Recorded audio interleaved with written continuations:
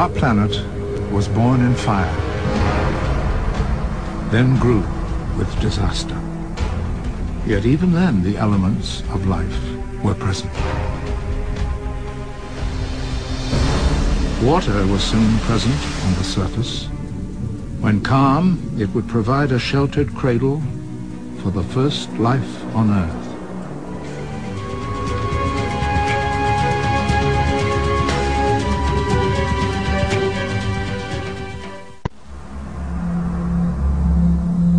Four and a half billion years ago, the Earth was a very different world.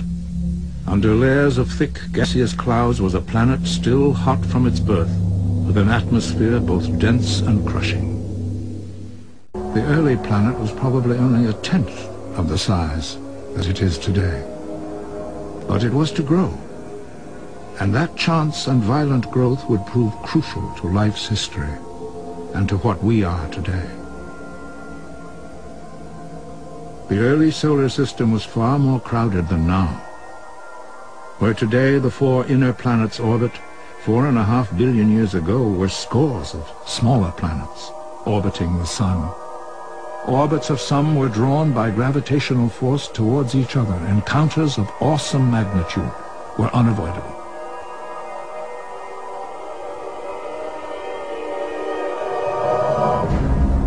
The force and heat of those collisions melted the rock, but gravity would hold the two together and then weld them into one. With each collision, the planet would grow larger.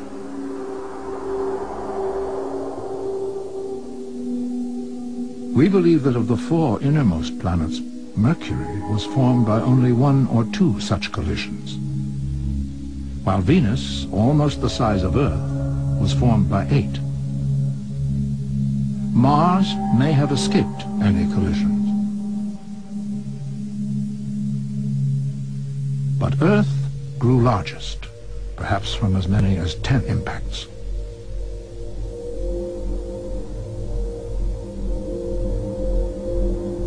And the last impact, 4.5 billion years ago, would have a profound effect upon our world.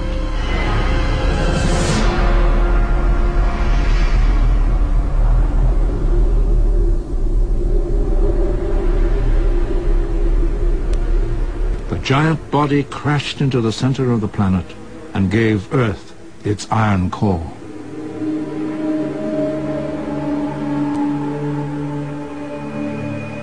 The lighter debris was cast off into space and then drawn into orbit around the enlarged planet.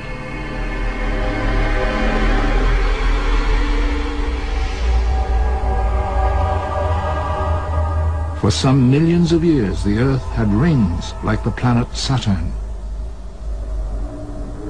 Smaller collisions continued, and from that debris was born our moon.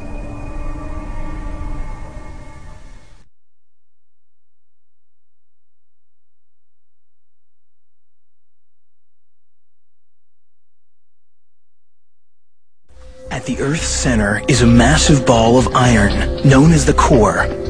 An outer core of molten iron swirls around it. Next is the mantle, slow-moving, hot rock, 1,800 miles thick.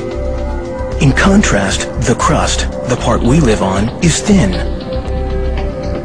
In fact, it's broken into pieces called plates. 4.6 billion years ago, a continual rain of meteorites pounded the molten Earth. Each strike brought with it more rock, making our planet bigger and scattering metals over the surface.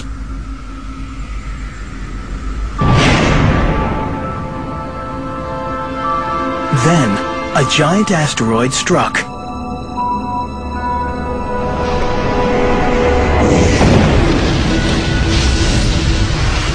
Its massive iron core didn't stop on the surface. It sank towards the center, and it attracted all the Earth's metals to it as it went.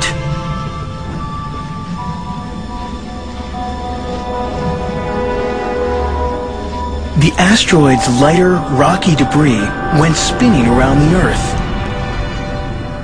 The fragments were drawn together by gravity. Within a year, they formed our moon.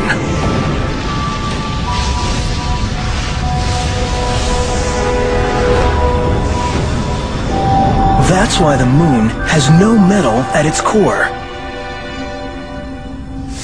And it's why metal is rare in the Earth's crust. It arrived much later, in meteorites from outer space. If we want much more metal, we must go to the Earth's core. It's made mostly of iron and nickel, but 1% is gold.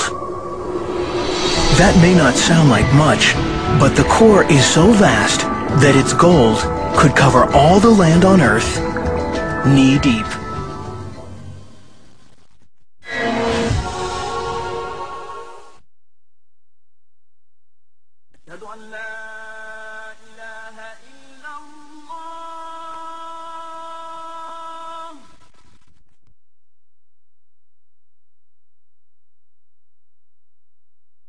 أشهد أن محمدًا رسول